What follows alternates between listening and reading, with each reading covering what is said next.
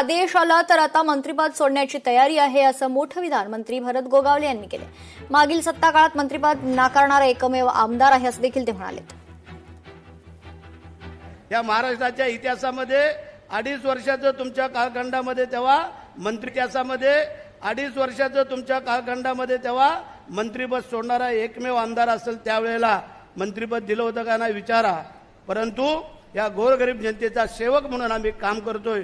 जोपर्यंत तुम्ही मंत्रिपद द्याल तोपर्यंत आम्ही काम करू। ज्यावेळेला सांगाल, उद्या जरी सांगितलं शेठ तुम्हाला उद्या राजीनामा द्यायचा आहे, बरं शेठची तयारी आहे।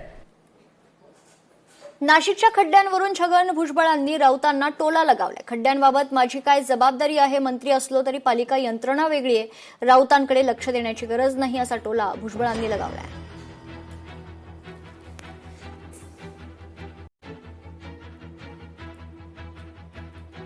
माझी काय जबाबदारी आहे? मी आहे मंत्री आहे, पण महानगरपालिका इथं वेगळी आहे।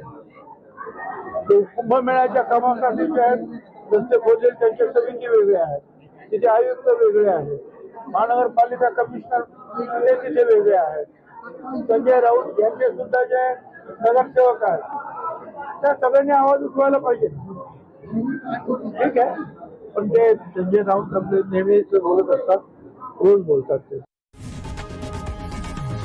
लोकशाही मराठी ऐका, पहा, जागरूक रहा।